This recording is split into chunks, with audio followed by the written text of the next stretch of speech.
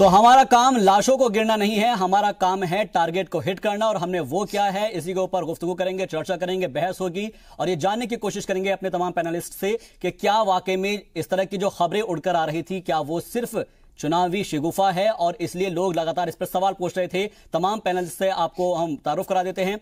मनीष कुमार गुप्ता हमारे साथ political analyst जुड़ गए हैं इस वक्त स्टूडियो में, आपका बहुत बहुत खैर मकदम है सर। राघवेंद्र दुबे जी जुड़ गए हैं, लीडर है समाजवादी पार्टी के, आपका भी बहुत बहुत इस्तकबाल करते हैं। इसके अलावा दिनेश सिंह जी जुड़ गए हैं, लीडर है बीजेपी के, भारतीय जनता पार्टी के, उनका भी बहुत बहुत इस्तकबाल करते हैं। और साथ ही हमारे साथ जनरल भट्टाचार्य जी, डिफेंस एक्सपर्ट है, आपका भी बहुत बहुत खैर मकदम है।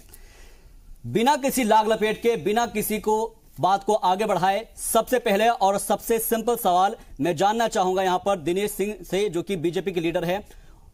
सर, क्योंकि लगातार यह कहा जा रहा था, पहले जब सर्जिकल स्ट्राइक हुई थी उस वक्त भी सबूत मांगे गए थे, एयर स्ट्राइक हुई है तब भी सबूत मांगे गए हैं। आज एयर चीफ ने सीधे तौर पर कह दिया है, एयर मार्शल चीफ ने, कि हम टारगेट को हिट करते हैं, हमारा यह काम नहीं है कि लाशें जो है गिनते रहें और उसका आंकड़ा बताते रहिए, काम सरकार का है।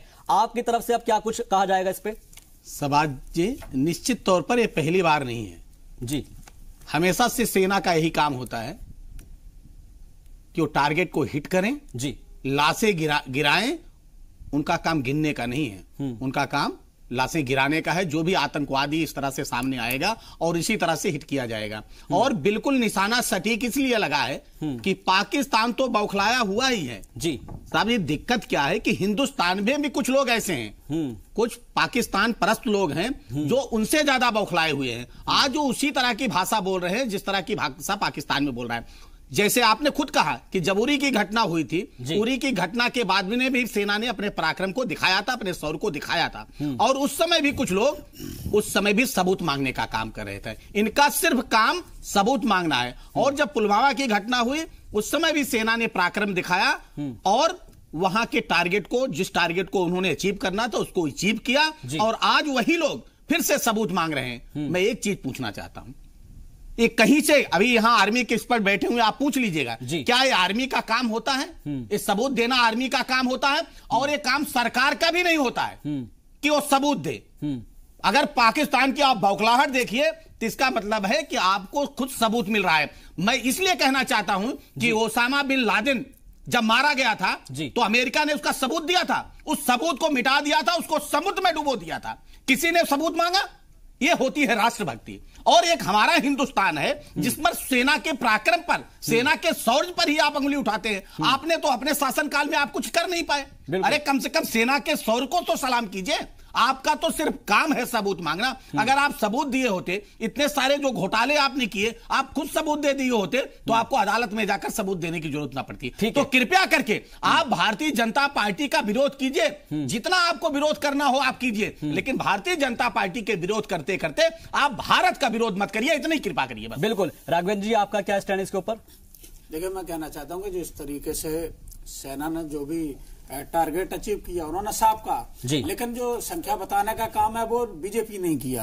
आज राष्ट्रीय अध्यक्ष इनके हमेशा उन्होंने बताया 250। मैं कह रहा हूँ कि ये कहाँ से गिनने चलेंगे। इसीलिए कहना चाहते हैं कि मीडिया को भी और नेताओं को भी इस चीज से बचना चाहिए। किसी ने बताया उसका साला मर गया, किसी ने उसका फूफा बताया। यही कहते हैं कि वो चीज बताइए। सेना पे सवाल बिल्कुल नहीं उठाना चाहिए, क्योंकि ये देश की अस्मिता का सवाल है। और बिल्कुल सेना पे कोई सवाल नहीं, चाहे उसमें 5 मरे हों या 500 मर गए हों, वो अलग चीज है। सेना का काम है, कोई भी दल का नेता वहां जाकर के लड़ाई नहीं लड़ता, जाकर के वो सेना को ही लड़नी पड़ती है। और सेना ने जो काम किया, पहले भी बहादुरी से हमेशा काम करती रही है और अभी भी बहादुरी से किया। मुझे लग रहा है आगे भी हमेशा हमारी सेना मजबूत सेना है और जो आगे भी इस तरीके से लड़ती रहेगी। लेकिन इन लोगों को जिस तरीके से ये उसका राजनीतिकरण अगर कोई कर रहा है तो वो बीजेपी है। क्यों आप कह रहे हैं कर्नाटक के पूर्व मुख्यमंत्री येदियुरप्पा अगर ये कहें कि इससे हमारी कर्नाटक में 22 सीटें आ जाएंगी, तो इसका मतलब देश के लोगों को आप चढ़ाने इसके ऊपर मैं जवाब लूंगा। शहीदों की शहादत पे आप ये करें। और आपके अगर साक्षी महाराज सांसद हैं, अगर वो 100 वाहन पर खड़े होकर के एक जो वीर जारी एक शव यात्रा निकल रही है जहां देश गमगीन है, वहां जाकर के मुस्कुरा करके जनता का अभिवादन करता है, तो लगता है कि आप देश की जनता को चढ़ाने का काम कर रहे हैं। जहां आपके गाजियाबाद में तो उनके घर वालों ने उनको भगा दिया, लेकिन बाद में फिर वो बैठे जिस तरीके से जूता पहन के बैठे। मनोज तिवारी कल वर्दी पहन करके वोट मांग रहे थे, जिस तरीके से उन्होंने बाइक रैली निकाली, लेकिन उनसे पूछो उसी रात वो गाना गा रहे थे। इसके ऊपर भी डिबेट आगे लेकर जाएंगे, लेकिन इन सबके बीच मनीष कुमार जी, अब इसको किस नजरिए से देखना चाहिए? एक तरफ जो जवाब मांगा करते थे, जो आंकड़े मांगते थे, आदतोशुमार मांगा करते थे, उनको जवाब मिल गया है, और जो देने वाले थे उनकी तरफ से भी दिया जा रहा है। लेकिन इन सब के बीच अहम सवाल यह है कि क्या ये आंकड़े देने या क्या आदतोशुमार बताना जरूरी है? हमने हमला किया है, हिट किया है, एयर चीफ मार्शल ने, BS धनोआ ने सीधे तौर पर कह दिया है।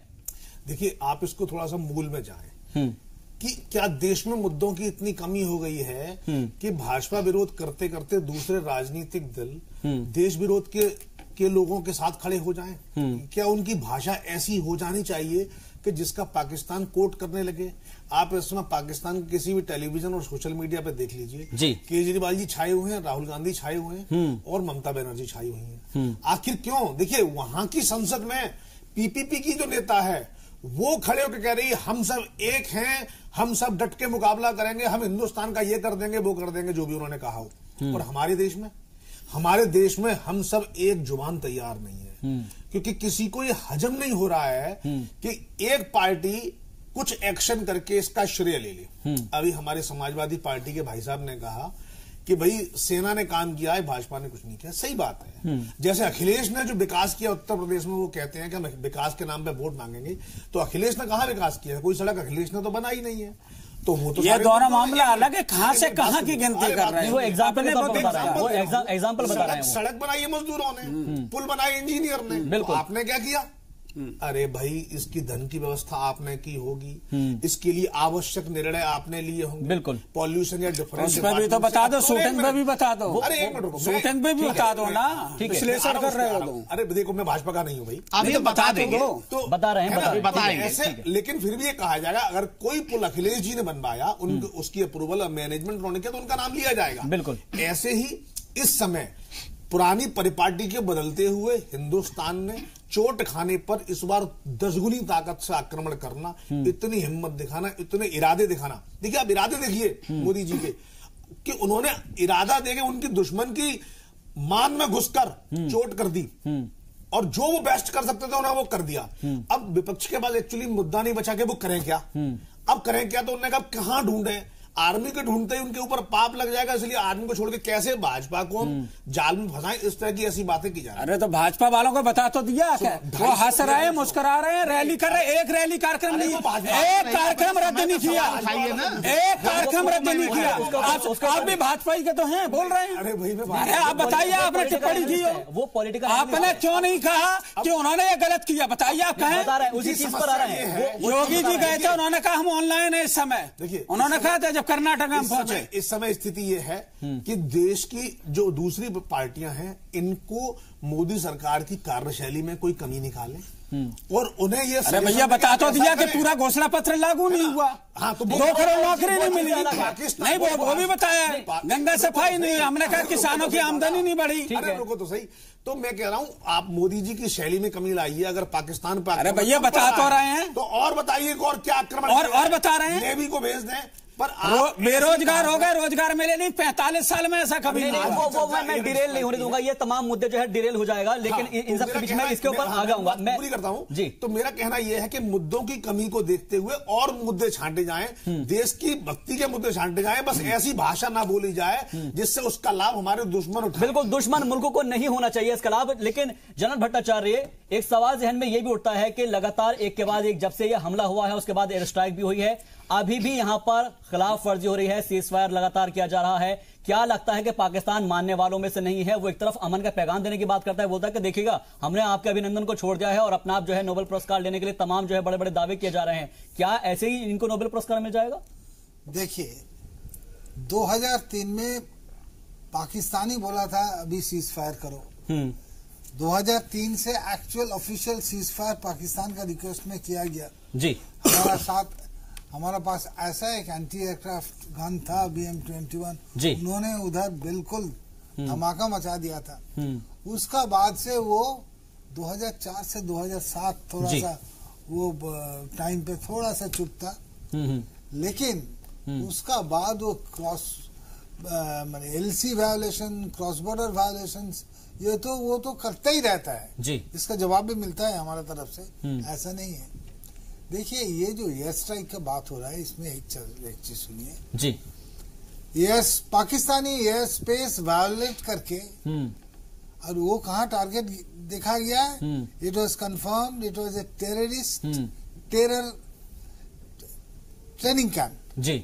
एक तो होता है लॉन्चिंग पैड में वो लोग सब इकट्ठा होकर रेगुलर आर्मी आर्टिलरी फायर करता है, उधर से घुसपैठ कराते हैं।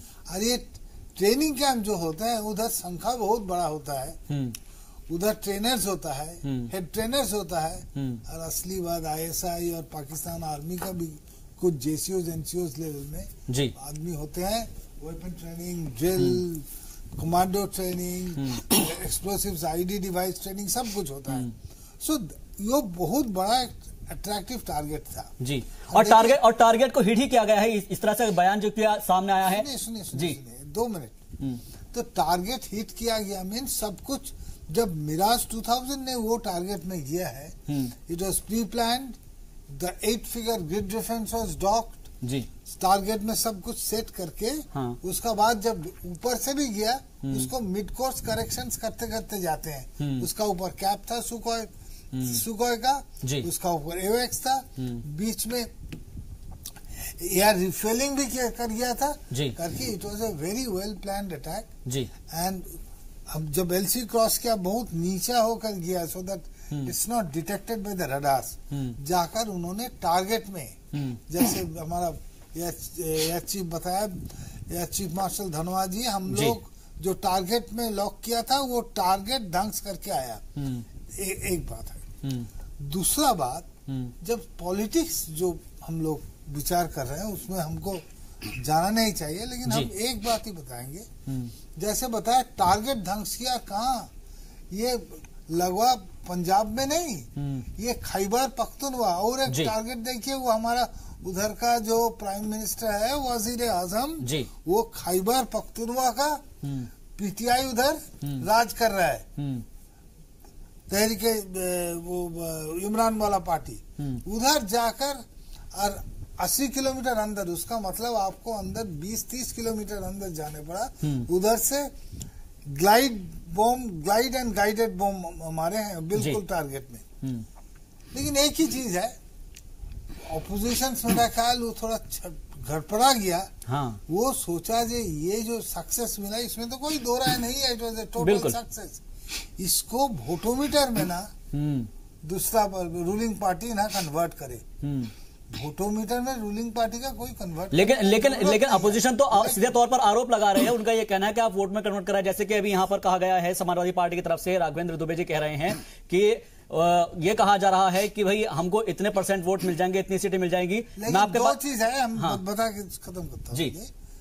हमारा मुल्क में ये लड़ाई में जीतने के बाद वोटोमीटर जी, और कोई बड़ा लीडर का डेथ होने के बाद जी कॉफिन का ऊपर वोट, ये तो होता ही है।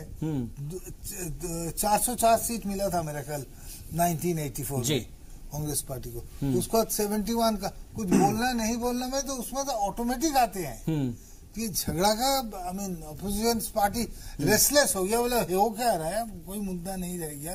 तो बिल्कुल ठीक है, मुद्दा नहीं रह गया है। और शायद यही वजह है कि इस वक्त जो है इन सब तमाम मुद्दों को उठाया जा रहा है। आप बने रहिए हमारे साथ। तो इस वक्त हमारे एक और खास मेहमान जुड़ गए हैं, संजीव पांडे जी है, जर्नलिस्ट हैं।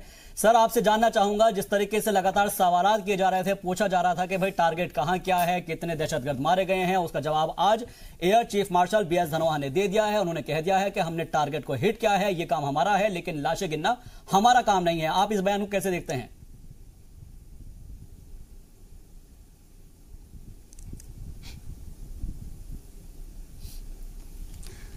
देखिए, इंडियन एयरफोर्स ने पाकिस्तानी टेरिटरी में अटैक किया जी, उनके कैंप पे अटैक हुए हैं। पाकिस्तानी एरिया में हमने अटैक किया है। इससे पाकिस्तानी एयरफोर्स, पाकिस्तानी आर्मी और पाकिस्तानी गवर्नमेंट भी डिनाई नहीं कर रही है, इसमें कोई शक नहीं है।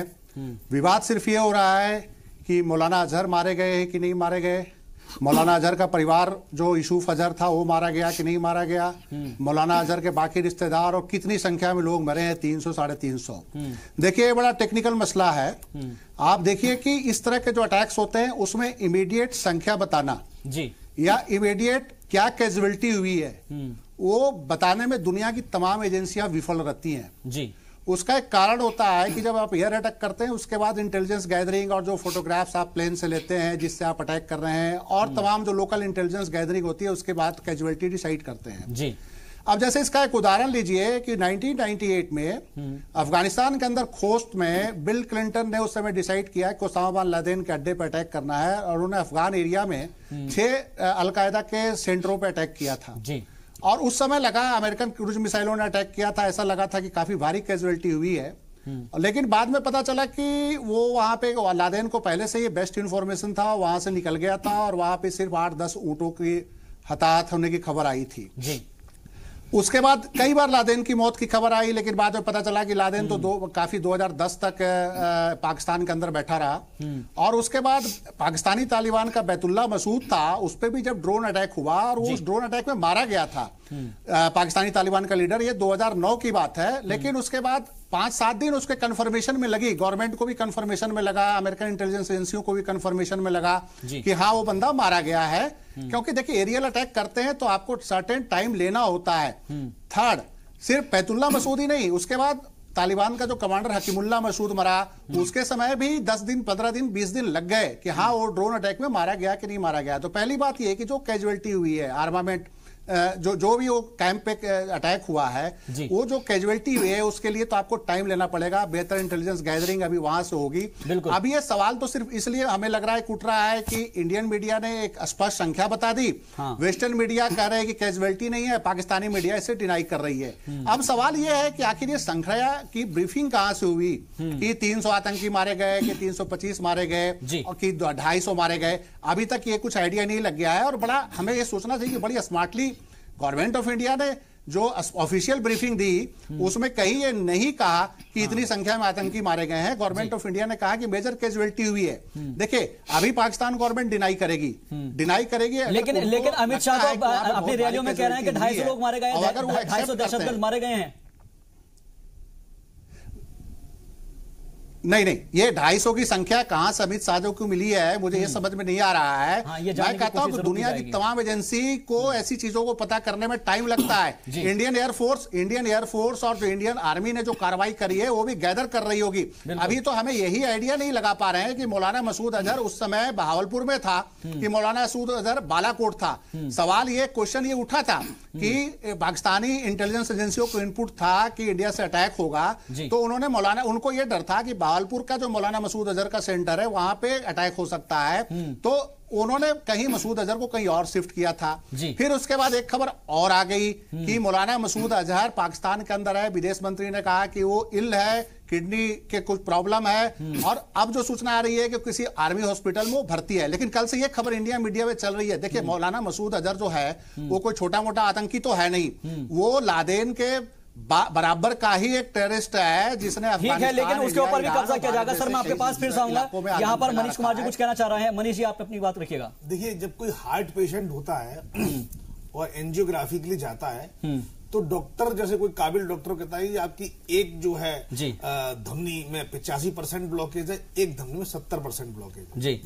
तो सही बता दूं मेरी जानकारी के मुताबिक कोई ऐसी मशीन आज तक नहीं बनी जो एक्यूरेटली परसेंटेज में बता दे कि इस धमनी में इतनी ब्लॉकेज है, क्योंकि उसके अंदर घुस के ये अंदाजा लगाना ये कितनी गहरी है या कितनी चौड़ी है और उसका सही अंदाजा लगाना मुश्किल होता है। ये उन्होंने अपने मेडिकल लैंग्वेज में कुछ स्टैंडर्ड सेट की हैं कि अगर उसकी स्थिति ऐसी है, इतना बहाव फ्लो, इतना इस प्रेशर पे ब्लड का फ्लो देने पे ये जा रहा है और जो सुई डाली गई वो कितने स्पीड पे अंदर पहुंच रही है, उसके आधार पर अंदाजा लगाया जाता है। इसी तरह से जो संख्या चाहे वो मीडिया ने निकाली हो, चाहे वो किसी पॉलिटिकल पार्टी ने निकाली हो, उसका अंदाजा क्या रहा होगा कि हमारे जो लोग वहां पे खबर चाहिए उन्होंने बताया कि वहां पे इस उनके ट्रेनिंग सेंटर में कोई 400, 450, 500 लोग हमेशा रहते हैं, जिनमें 300 स्टूडेंट रहते हैं, 100 लोग ट्रेनिंग, खाने का इंतजाम करने वाले, कुक वगैरह ये सब रहते हैं। और जब टारगेट कितने % एक्यूरेट रहा होगा तो कितने लोग ऑलमोस्ट उसकी जद में आए होंगे।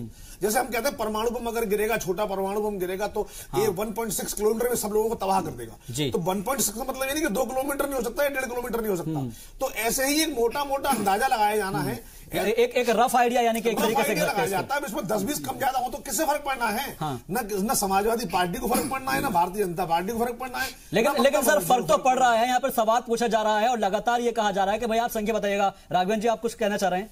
देखिए, मैं ये कह रहा हूं कि जो इस तरीके की बात है, मैं वही कहना चाहता कि सेना की वीरता पर किसी तरीके की किसी को कोई न संशय है न रहेगा, होना भी नहीं चाहिए, क्योंकि ये देश की एकता की बात है। अगर राजनीति जिंदा है या राजनीतिक लोग जिंदा है तो वो सेना की वजह से है, देश की सुरक्षा करने वाले वही है। उनकी वीरता पे तो किसी को कोई संदेह है नहीं। बात यह है कि पॉलिटिकल लोग किस तरीके से उसको यूज करने लगते हैं, वो गलत बात है। वो मुझे लगता है कि राजनीतिकरण इसलिए नहीं होना चाहिए कि किसी की शहादत पर वही समझ सकता है जिसके सर से उसके पिता का साया उठ गया या जिसका पति शहीद हो गया है, उसको पता है कि उस दर्द को कैसे सहा जा रहा है। सवाल तो ये भी है कि इंडियन आर्मी से अगर कोई शहीद हो रहा है तो ये पूरे मुल्क के लिए बहुत बड़ा झटका है कि इतने सारे लोगों की शहादत देख करके अगर लोग न पसीजे और उस पर राजनीति करने लगे तो दिल दुखता है और लगता है कि अगर ऐसी राजनीति है तो ऐसी राजनीति को धिक्कार है जो ऐसी चीजों पर भी राजनीति हो। राजनीति कौन कर रहा है इसका जवाब मैं जानूंगा एक ब्रेक के बाद, और ये जानने की भी कोशिश की जाएगी कि क्या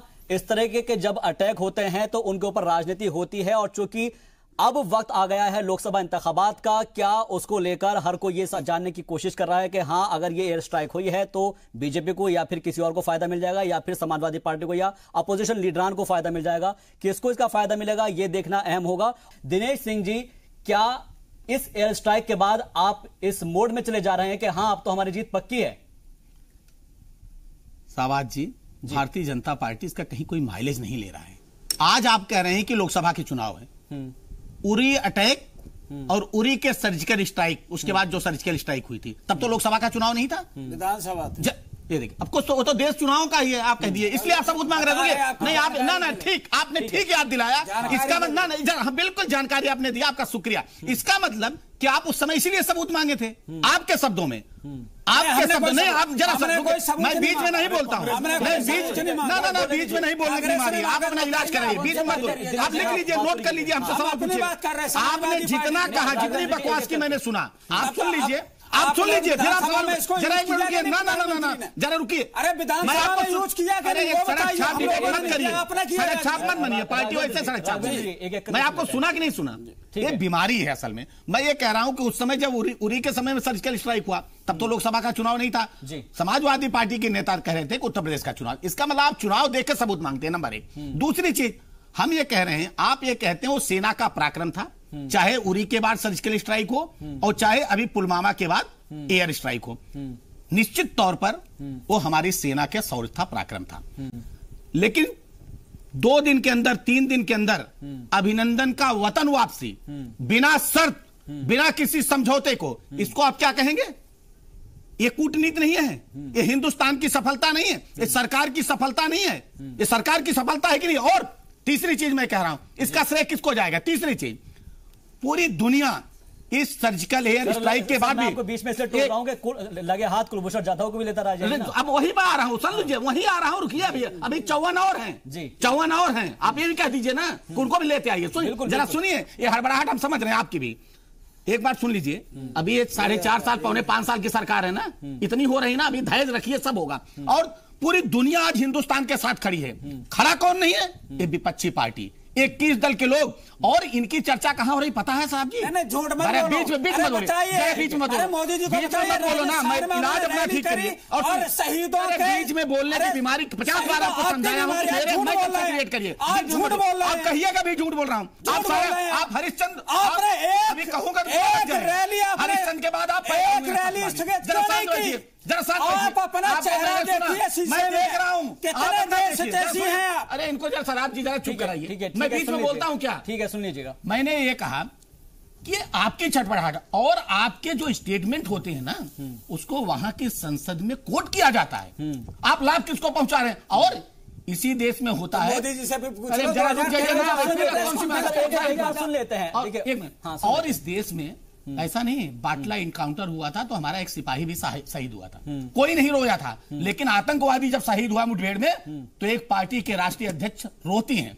ये इस देश का चरित्र। और सुनिए, और मैंने ये कहा कि वो लाभ किसको कोट, और ओआईसी में जो इस्लामिक देशों का संगठन है जिसमें भारत पूछा नहीं जाता था, जिसका नेतृत्व पाकिस्तान करता था, वो पाकिस्तान बाहर हो गया और हिंदुस्तान की विदेश मंत्री वहां पर मुख्य अतिथि। किसकी जीत है? कि किसका श्रेय है? लेकिन इनको पचेगा नहीं, इनको तो लग रहा है। और 3 तरह से इलाज होता है, एक चीज मैं बता रहा हूं। नंबर 1 सेना इलाज करती है, जो सेना ने किया। नंबर 2 सरकार इलाज करती है, जो सरकार कर रही, खुला हैंड दिया है कूटनीतिक क्षेत्र में। और तीसरा इलाज, ये जो लोग बकवास कर रहे हैं, सबूत मांग रहे हैं ना, इनका इलाज कौन करता है पता है? देश की जनता करती है। ठीक है, देश की जनता इनका इलाज करेगी। देश की जनता कर लेगी। राघवेंद्र जी, आप कुछ कहना चाह रहे थे? देखिए, मैं ये कहना चाहता हूँ जिस तरीके से इन्होंने बताया, ये बताते जिस तरह इनका क्या है कि तुरंत अगर किसी ने प्रश्न पूछा, अगर मोदी जी 2013 में प्रेस कॉन्फ्रेंस उसी दिन कर देते हैं, तब ये देशद्रोही नहीं है, पाकिस्तान परस्त नहीं है। आपसे पूछ के प्रेस कॉन्फ्रेंस करेंगे। अब ये बता, अब आपको कैसा लगा? यही बात आपको कैसा लगा? बीच में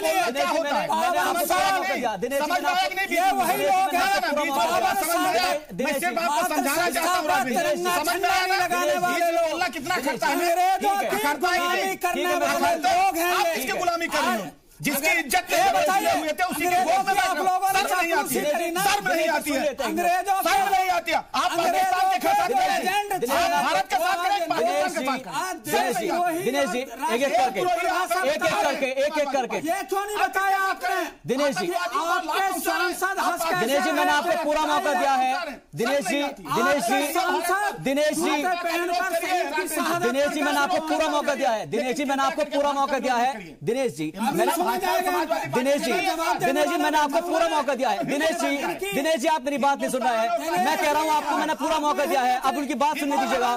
पहले आप शांत होइएगा। मैंने आपको पूरा मौका दिया है, मैंने आपको बोलने का पूरा मौका दिया है। तिरंगा झंडा क्यों नहीं फहराया? इतने राष्ट्र राघवेंद्र जी उस मुद्दे पर मत जाइएगा। राघवेंद्र जी उस मुद्दे पर मत जाइएगा, उस मुद्दे पर आइएगा। राघवेंद्र जी, ठीक है। दिनेश जी, मैं समझा रहा हूँ। राघवेंद्र जी, आप उस मुद्दे पर आइए जिस पर चर्चा चल रही है। कहना चाहता हूँ, मैं पूछ रहा हूँ, इन्होंने जवाब नहीं दिया। जिस तरीके आप गुजरात कहाँ जा रहे हैं सर? गुजरात में कहाँ जा रहे हैं आप गुजरात में कहाँ जा रहे हैं सर? मैं पूछ रहा हूँ दिनेश जी, मैं सवाल पूछ रहा हूँ जी, बताएं। जो सर्जिकल स्ट्राइक हुई है, इन्हीं के गुजरात के प्रवक्ता तो कहते हैं पांड्या जी कि इसका फायदा उठाइए, इसे वोटों में तब्दील करिए, इन्हीं के लोग हैं। अब देखिए, मनोज तिवारी उसी रात को गाना गा रहे हैं, तो इन लोगों से अगर पूछा जाएगा पराक्रम किया तो बैठ के उसी रात शर्म देखिए, सवाल लोग शहीद हो गए, सवाल जवान शहीद हो गए, ये कह रहे हैं कि हम तो खुशी मनाएंगे। कैसे लोग, इन्हें शर्म नहीं है। ठीक है, मैं आप दोनों को रोकना चाहूंगा। मैं आप दोनों को दिनेश जी, राघवेंद्र जी, मैं दोनों को रोकना चाहूंगा। ठीक है सर, ठीक है। राघवेंद्र जी, दिनेश जी, राघवेंद्र जी, मैं बीच में रोकना चाहूंगा। मैं दोनों को बीच में रोकना चाहूंगा। दिनेश जी, राघवेंद्र जी, मैं शहीद होने के बाद, ठीक है, वो मसला अलग हो जा रहा है। योगी आदित्यनाथ, ठीक है, चलेगा। आवाम देख रहे हैं ना, राघवेंद्र जी, आवाम देख रहे हैं ना, आवाम देख रहे हैं। ठीक है, मनीष कुमार जी, आप कुछ कहना चाह रहे हैं? मेरा कहना ये है, एक छोटे से एग्जाम्पल से समझते हैं। मानो कहीं आग लग गई हो, ठीक है ना। अब जिस दुकान में आग लगी उसके 2 पार्टनर हैं। मानो एक पार्टी, दूसरी पार्टी है, ठीक है। अब आग लग गई है तो एक पार्टनर तो अपना सिर धुर रहा है और रो रहा है और इधर से उधर दौड़ रहा है, ठीक है। पूरा जमाना देख रहा है कि वो इधर से उधर दौड़ के बहुत परेशान है, उसने खाना पीना त्याग रखा है और वो दौड़ के बस परेशान हुआ जा रहा है, पूरी दुनिया को दिखा रहा है कि मैं रो पड़ा हूं और मैं मर गया। एक दूसरा पार्टनर है, वो चुपचाप अपने मोबाइल पे लगा हुआ है और देख रहा है कैसे इंश्योरेंस कंपनी को कनेक्ट किया जाए, कैसे फायर ब्रिगेड को कनेक्ट किया जाए, कैसे मदद के लिए और लोग बुलाए जाएं और कैसे सब लोगों से मिलकर किसने आग लगाई उसके खिलाफ एक्शन लिया जाए, इसमें जुटा हुआ। और ये सब करने के बाद वो शांत भाव से अपने दूसरे कार्यों कर रहा ताकि आगे की कार्रवाई बढ़ाई जा सके। जी बिल्कुल इसी तरह की स्थिति हमारे यहाँ है। एक पार्टी तो है वो ये कह रही है कि अरे हमारे यहाँ इतना बड़ा कांड हो गया, हम बस रोएंगे सुबह शाम तक और हल्ला मचाते रहेंगे, अखबार में टीवी में नजर आते रहेंगे। एक पार्टी कह रही है कि मैंने अपना सारा काम कर दिया, मुझे जो करना है, मेरी पूरी टीम काम में लगी हुई है। एग्जैक्टली अब मैं अपने आप को नॉर्मल दिखूं ताकि दूसरे वाला पार्टी मुझसे बाहर वाला बात करके मुझसे कॉन्फिडेंटली थोड़ी भी शर्म कर सके। शर्म नहीं है बीजेपी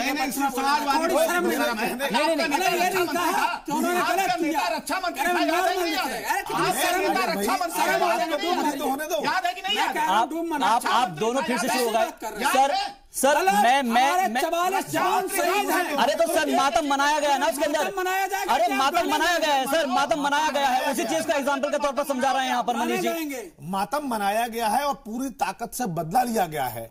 आप बताइए उस प्रधानमंत्री के पद पर श्री नरेंद्र मोदी की जगह कोई भी नेता होता, चाहे वो राहुल गांधी होते, चाहे वो अखिलेश यादव होते, मुलायम सिंह जी होते, ममता बनर्जी, कोई भी होता, वो वही करता जो उचित है। सजेशन सेना के आते हैं कि देखो ये कर सकते हैं, फिर सोच विचार के राजनीतिक दृष्टिकोण से सब बातों को समझते हुए आगे का निर्णय लिया जाता है। दुर्भाग्य से देश में पहले ऐसी जब घटनाएं हुई, दूसरी सरकारें थी, उन्होंने कोई इतना तीखा ऑप्शन चूज करने की हिम्मत नहीं दिखाई जो नरेंद्र मोदी। और हालांकि 26/11 के बाद भी ये सवाल उठे थे कि भाई आपने स्ट्राइक क्यों नहीं की? इस बात को मैं स्वीकार करना चाहिए। देखिए आर्मी, देखिए इंदिरा गांधी ने पूरा देश पाकिस्तान का अरे सर मैं आज प्रेजेंट की बात कर रहा हूँ, मैं पास की बात कर नहीं रहा, मैं प्रेजेंट की बात कर रहा हूँ कि मुल्क के इस वक्त क्या हालात है। देखिए इंदिरा गांधी ने अगर किया था तो इंदिरा गांधी को उसका लाभ हुआ होगा, बिल्कुल, और सही निर्णय लेने का लाभ लेना चाहिए। अरे सही तो कह रहे हैं लाभ नहीं लेना चाहिए, वो सिंपैथी गेन की जाती है सर। आप अपने देखिए हमारे देश के सैनिक हमारे देश के लिए हमारे भाई हैं, अपने बड़े हैं और छोटे हैं। हम उनकी सुरक्षा के लिए और उनकी घात लगने पर उसका बदला लेने के लिए पूरी ताकत से प्रयास करेंगे। देखिए बदला लेने का यह मतलब नहीं है कि हमारे दिल को ठंडक मिले, नहीं, बदला लेने का मतलब यह है कि दुश्मन को इतना डरा दिया जाए कि अगली बार हमारी तरफ देखने वालों की आंखें नोच ली जाएंगी, इतना डर के आप हम सब पंगे ना लो, बिल्कुल, ये मैसेज देने की। और अगर हम डर के बैठ जाएंगे या फिर रोते रहेंगे तो फिर वो सोचेगा कि ठीक है हम दोबारा से फिर अटैक करेंगे। मैं आपके पास फिर से आऊंगा। संजीव पांडे जी कुछ कहना चाहेंगे इसके ऊपर, अपना कमेंट रखना चाह रहे हैं? देखिए सबसे बड़ी बात यह है कि अभी तक जो मैंने बहस देखा उससे तो कुल आप राजनीतिक दलों के हालात तो देख ही रहे होंगे कि राजनीतिक दल किस तरह से लड़ रहे हैं आपस में, और कहीं ना कहीं इनको देश की चिंता नहीं है, इनको सिर्फ अपने वोट बैंक की चिंता है, वो चाहे भारतीय जनता पार्टी हो, चाहे कांग्रेस हो, चाहे समाजवादी पार्टी हो जी। और ये जिस हद तक नीचे गिर सकते हैं वो गिर रहे हैं, इसमें कोई शक नहीं है। मैं ये नहीं कहता कि भारतीय जनता पार्टी आज राजनीतिक लाभ नहीं ले रही है, बिल्कुल, लेकिन ये काम कांग्रेस ने भी किया है। कांग्रेस ने भी पहले जो अपनी उपलब्धियां रही है, जो पाकिस्तान के खिलाफ चाहे 71 में हुआ हो चाहे उससे पहले हुआ है, कांग्रेस ने उसका बेनिफिट लिया है। और ये जो अभी जो जितना राजनीतिक विवाद शुरू हुआ है, देखिए इसके लिए भारतीय जनता पार्टी को आप क्लीन चिट कतई नहीं दे सकते, बिल्कुल, कांग्रेस के उतना ही जिम्मेवार भारतीय जनता पार्टी है। आखिर ये विवाद शुरू कब हुआ? आप ये देखिए कि कल प्रधानमंत्री को बोलने की क्या जरूरत थी कि आप राफेल नहीं होता तो राफेल होता तो ये स्थिति नहीं होती। आपने मिराज से अटैक किया है, 1980 के विमान से आपने अटैक किया है, 1980 और 90 में जो भारतीय वायुसेना में शामिल हुआ। देखिए मशीन के चलाने के पीछे जो ह्यूमन होता है, जो आदमी होता है, उसकी कैपेबिलिटी को भी आप क्वेश्चन मार्क में सिर्फ नहीं ला सकते। बिल्कुल, हाँ ठीक है, राफेल नहीं आया ये कांग्रेस की विफलता थी, लेकिन अगर इस चुनाव के वक्त में अगर आप इस्तेमाल कर रहे हैं तो निश्चित रूप से आप राजनीतिक लाभ ले रहे हैं। सेना के पराक्रम के कॉस्ट पे जो सैनिकों ने पराक्रम दिखाया है उसको आप बेचने की कोशिश कर रहे हैं चुनाव के अंदर। ऑटोमेटिक है कि कल राफेल की जब बात हुई है तो कांग्रेस ने शायद इसका आज जवाब दिया है, जो कांग्रेस के कुछ राजनेताओं का बयान नजर आ रहा है। तो कम से कम इन राजनेताओं को इस निचले स्तर पर नहीं गिरना चाहिए कि आप सैनिकों के पराक्रम पे प्रतिदिन हमारे सैनिक शहीद होकर आ रहे हैं, आप उसको बेचे जा रहे हैं सत्ता प्राप्त। बिल्कुल, क्या बेचे जा रहे हैं? दिनेश सिंह से इसके ऊपर जवाब ले लेते हैं। दिनेश जी जवाब दीजिएगा। कांग्रेस के लोग हो, ठीक है, चाहे वो समाजवादी पार्टी के लोग हो। ठीक है सर, मैं जवाब ले लेता हूं दिनेश जी से। आपकी बात को ही आगे बढ़ा रहा हूं। उन्होंने कहा कि सवाल पूछना चाहिए, क्यों नहीं पूछना चाहिए? अरे पाकिस्तान से 6 गुना ज्यादा पॉपुलेशन हमारी है, 20 गुना ज्यादा हमारा बजट है, और उनके पास F-16 है, और हम मिग और मिराज लेकर पीछा कर रहे हैं। ये तो दाद देनी चाहिए अभिनंदन का।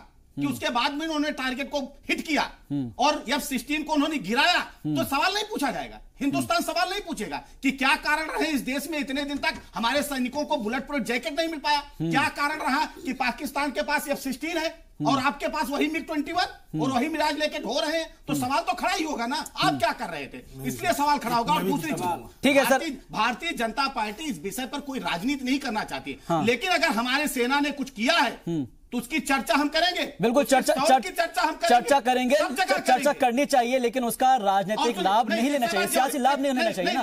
बस एक सेकंड, ठीक है।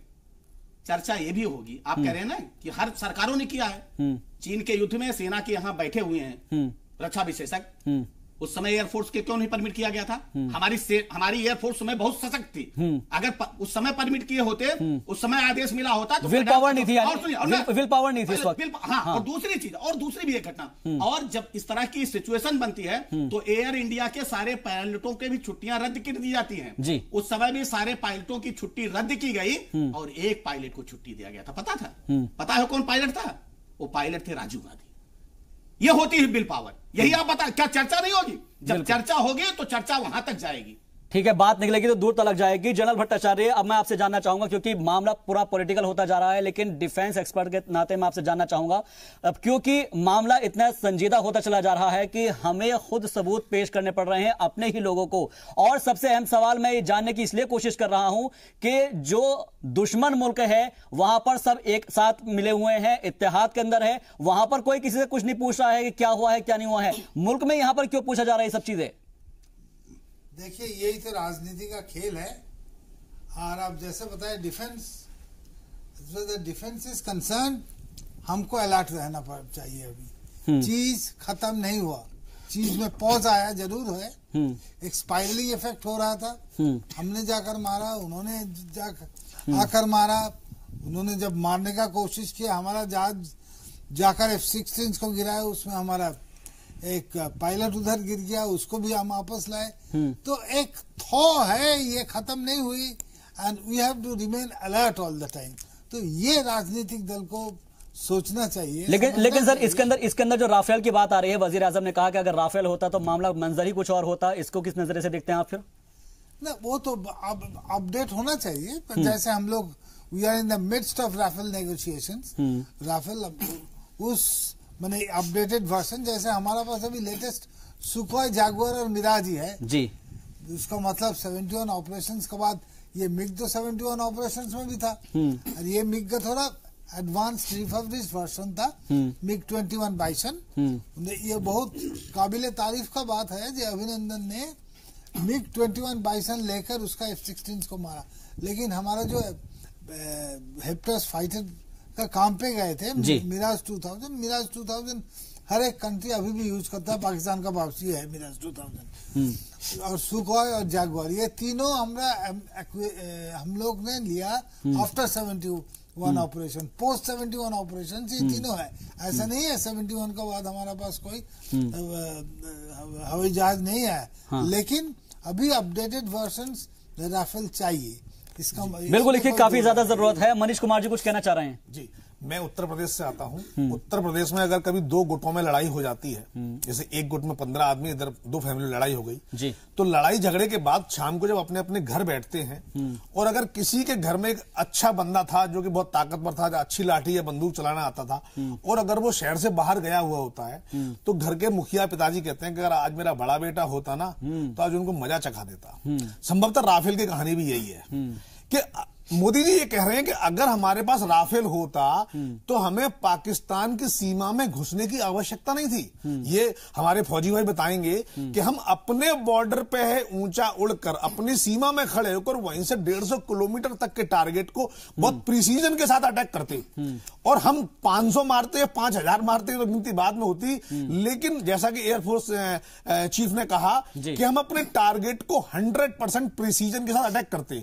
हमारे सांस में जो सांस तब आई जब पाकिस्तान ने डिक्लेयर कर दिया कि अभिनंदन है, नहीं होता तो हमारा एक जवान कब रिलीज होता नहीं पता। तो वो स्थिति नहीं आती अगर राफेल नहीं होता, अगर राफेल हमारे पास होता तो हमें यह समझ लेना चाहिए कि अच्छे हथियार और टैलेंट, देखिए टैलेंट से हमने उनका एक F-16 गिराया, अगर टैलेंट के साथ हमारे पास हथियार भी बेटर होता, टेक्नोलॉजी बेटर होती तो हम उनके सारे गिराते। हमें इस बात का 100% भरोसा है। अच्छा, एक चीज है जिन्होंने बताया जी ठीक बताया, लेकिन हमारा मिराज 2000 जिसके साथ वो बालाकोट अटैक किया गया, उसका भी वो स्टैंड ऑफ डिस्टेंस से मारा, स्टैंड ऑफ वेपन से मारा।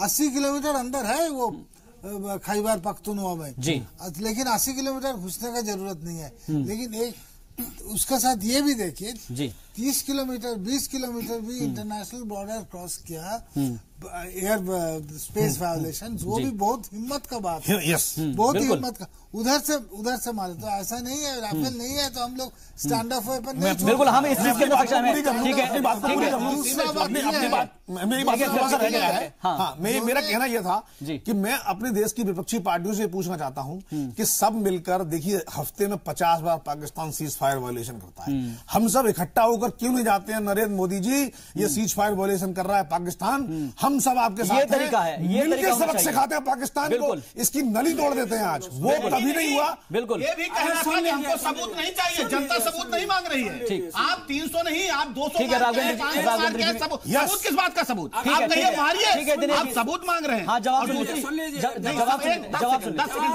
है, जवाब सुन लेते हैं। 10 सेकंड पूरा जवाब। ठीक है, सवाल ठीक है, बताइए जी दिनेश जी, बताइए। संबद्ध कर रहे हैं दोनों लोगों। जनरल साहब ने भी कहा, आपने कहा, हमारे विशेषज्ञ सिर्फ ये कहा, आपने भी कहा कि 71 के बाद का मिराज है। अगर आप 71 से भी जोड़िए ना तो 48 ईयर्स होते हैं, 48 साल होते हैं। टेक्नोलॉजी काफी बदल गई है, आधा दशक बीत जाता है। आधे दशक क्या सरकारें करती रही, हमारा यही, वो भी भारत सरकार है। उस समय प्रधानमंत्री पार्टी के नहीं, देश के प्रधानमंत्री होते हैं। लेकिन इस पर चर्चा होनी चाहिए जिससे आने वाली भी जो सरकार हो कम से कम इसके प्रति गंभीर रहे। ठीक है, राघवेंद्र जी अपनी बात कहना चाहता था। मनीष जी कह रहे थे, शायद उन्होंने ये समझा नहीं और जाना भी नहीं है कि विपक्षी पार्टियां आई, उन्होंने कहा कि हम साथ हैं, ये बात हुई है, शायद ये उस चीज को सुनते नहीं। अब लेकिन जानते, संवेदनहीनता कह रही, प्रधानमंत्री उसमें नहीं रहे। प्रधानमंत्री 2 बार मीटिंग बुलाई, उसमें रहे ही नहीं, कभी कोई रहा कभी कोई। तो एक चीज सुन लीजिए, ठीक है। दूसरी चीज, अभी वैसे तो ये तुरंत बताते हैं 55 महीने वर्सेस 55 साल, 60 महीने वर्सेस 60 साल, तो 5 साल में राफेल की नहीं ला पाए, इतना है तो इसका जवाब ये मैंने ये बात से इनकी सहमत हो सकते हैं कि अपग्रेड होना बहुत जरूरी है। अपग्रेड हमेशा होना चाहिए, क्योंकि जिससे कि सेना रक्षा मंत्री तो मुलायम सिंह यादव बताइए, सुनो हम बताएंगे। मुलायम सिंह जी जब थे रक्षा मंत्री, इसी कारण ये सैनिकों को सम्मान जो लाने का हुआ, उन्होंने सुनिश्चित किया आपके सम्मान से। संजीव पांडे जी, उन्होंने ही कहा, राघवेंद्र जी सुनिए एक मिनट, संजीव पांडे इसी के अंदर कुछ राघवेंद्र जी इसी के अंदर कुछ प्लस करना चाह रहे हैं। संजीव पांडे जी कुछ कहना चाह रहे हैं, आप प्लस करके। देखिए, जहां तक ये सवाल जो बार बार उठ रहा है ना कि जो कूटनीति में पाकिस्तान आगे रहा, पाकिस्तान के विपक्षी दल इकट्ठे थे, पूरी सरकार इकट्ठी थी और भारत में इकट्ठे नहीं थे। इसमें एक अहम सवाल ये है कि इमरान खान यहाँ पे नरेंद्र मोदी जी से आगे निकले। इमरान खान ने पार्लियामेंट का स्पेशल सेशन बुलाया, पूरे विपक्ष को साथ में रखा, पूरी बहस हुई और ये कम से कम निश्चित रूप से अपोजिशन को बोर्ड पे लेने की उन्हें पूरी कोशिश करी और अपोजिशन ने फुल सहयोग दिया। आप पूरे पार्लियामेंट का उनका सेशन देखें और विपक्षी नेताओं का उनका भाषण देखें। भारत में बड़ा दुर्भाग्य था कि एक जो सर्वदलीय मीटिंग जो बुलाई गई थी उसमें प्रधानमंत्री उस बैठक में नहीं थे, गृह मंत्री थे। गृह मंत्री रक्षा के बारे में क्या बताएंगे या एक्सटर्नल अफेयर्स के बारे में क्या गृह मंत्री बताएंगे? प्रधानमंत्री को उस बैठक में रहना चाहिए था। इससे पता चल रहा था कि भारतीय जनता पार्टी ने इस पूरे मामले में राजनीति शुरू कर दी है। दूसरी जो सबसे बड़ी बात है, राफेल की बात आ रही है। आपने जो अटैक किया है S-2000 इजरायली जो लेटेस्ट टेक्नोलॉजी से जो बना हुआ जो मिसाइल सिस्टम, उससे अटैक किया है जी। वो सिस्टम हमारे जो कश्मीर जो है वहां से भी अटैक हो सकता है। आपके पास एडवांस टेक्निक है और अभी एयरफोर्स की तरफ से एक इंफॉर्मेशन ये भी आई है कि इधर से भी वो अटैक करने की क्षमता है। हमें बालाकोट जाने की जरूरत नहीं है, पाकिस्तान के पेशावर तक हम उसको टारगेट में ले सकते हैं जी। तो ये भी कहना टोटली आप एक राजनीति कर रहे हैं कि राफेल नहीं था। आपके पास अभी भी हथियार ऐसे हैं इंडियन एयरफोर्स के पास, इंडियन आर्मी के पास, जिससे कि आप पूरा खैबर पख्तूनख्वा घेरे में ले सकते हैं। इंडियन एयरफोर्स का चाहे मैन पावर कैपेबिलिटी हो, आर्मी की मैन पावर कैपेबिलिटी हो, चाहे टेक्निकल कैपेबिलिटी हो, उसमें अभी भी कोई कमी नहीं है। और एक चीज और भी याद रखिए, 65 का वार और 71 का वार जो था, पाकिस्तान आपसे एडवांस था, उस समय भी एडवांस था आपसे। उसके पास पैटर्न टैंक थे, आपके पास नहीं थे। लोंगेवाला की लड़ाई आपने देखी होगी, लोंगेवाला की लड़ाई में कितने पाकिस्तानी थे और हमारे कितने सैनिकों ने उनको खदेड़ दिया था पीछे। तो ये तो सवाल ही नहीं है। भारतीय सेना के पराक्रम पे जो बार बार सवाल उठ रहा है वो उठना नहीं चाहिए। पहली बात, चाहे वो कांग्रेस उठाए, चाहे वो भारतीय जनता पार्टी उठाए, चाहे विपक्षी दल उठाए, सैन्य पराक्रम हमेशा भारत का अच्छा रहा है। आपने चाइना से भी फाइट किया, वीरता पूर्वक फाइट किया, बिल्कुल। लेकिन राजनीतिक दलों का पराक्रम बड़ा जबरदस्त है कि सेना लड़ती है और ये लड्डू बांट के भारतीय जनता पार्टी या कांग्रेस के लोग और जो तमाम विपक्षी दल वाले हैं वोट बैंक की राजनीति करके शहीदों की चिता पर राजनीति करते हैं। ये बड़ी दुर्भाग्य की बात है। ठीक है, दिनेश जी से इसके ऊपर जवाब ले लेता हूं मैं। ठीक है दिनेश जी से एक मिनट, दिनेश जी से जवाब ले लेता हूं जी। अगर जिसका भी कोट किया आपने, एयर मार्शल, चीफ मार्शल का अगर आपने प्रेस पूरा सुना हो तो उन्होंने कहा, और उन्होंने कहा कि उस समय हमारे पास जो भी मौजूदगी थी उसमें हमने बेस्ट किया। उनका ये वर्जन था। अगर आप पूरा उनका प्रेस कॉन्फ्रेंस सुने होते, मैंने सुना, उसमें उन्होंने कहा, उन्होंने बोला जब पाकिस्तान हमारा एयर स्पेस वायलेट किया उस टाइम में हमारा जो भी जो हमारे पास उपलब्ध था उससे हमने अपना बेस्ट किया। लेकिन no, not for the attack,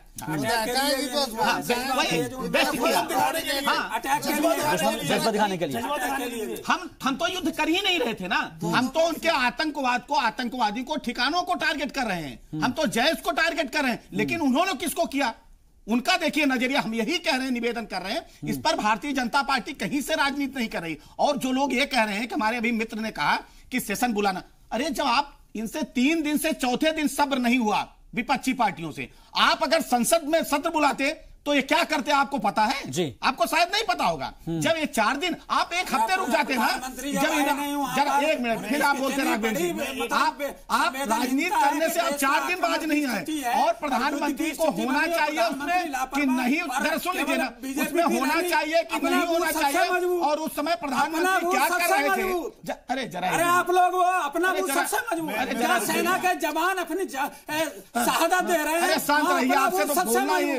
अरे कैसे लोग, ठीक है, आप लोगों को समझ में आ रही है। एक मिनट, समस्या क्या है? मनीष जी कुछ कहना चाहे, मेरे पास मनीष जी, दिनेश जी वक्त बहुत कम है। दिनेश जी, राघवेंद्र जी, मैं आपको मैं बीच में रोकना चाहूंगा। वक्त बेहद कम है, वक्त बेहद बहुत, मुझे इजाजत नहीं दे रहा आगे बढ़ने की।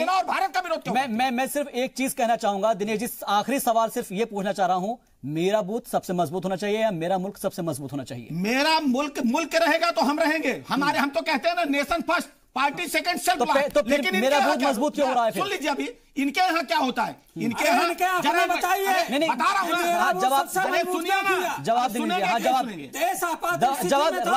जवाब सुन लेते हैं। दूसरी चीज, आप ये पाकिस्तान ये चाहता था जो ये चाह रहे हैं कि आप सारे कार्यक्रम, जरा रुकिए, बर्दाश्त नहीं हो पा रहा है मेरे को, बस बिल्कुल इजाजत नहीं दे रहा है। आपका बहुत बहुत शुक्रिया। हमारे जितने भी मेहमान थे उनका तमाम बहुत बहुत शुक्रिया। मैं आप दोनों को बीच में रोकना चाहूंगा क्योंकि वक्त मुझे बिल्कुल भी इजाजत नहीं देता है। यह मुद्दा लगातार सियासत का बनता जाता है और सियासत की वजह से ही हमारी सेना को आकर सफाई देनी पड़ती है और वो उसको यह कहना पड़ता है कि हमने टारगेट तबाह किया है। लेकिन सियासत है, वो अपने सियासी मफाद के लिए तमाम ऐसी चीजों को उठाती है जिससे सेना को आकर अपना बार बार ये बताना पड़ता है कि हाँ, हमने टारगेट को तबाह किया है। और हम बार बार ये पूछते रहते हैं आखिर ऐसा क्यों है? सोचेगा जरूर।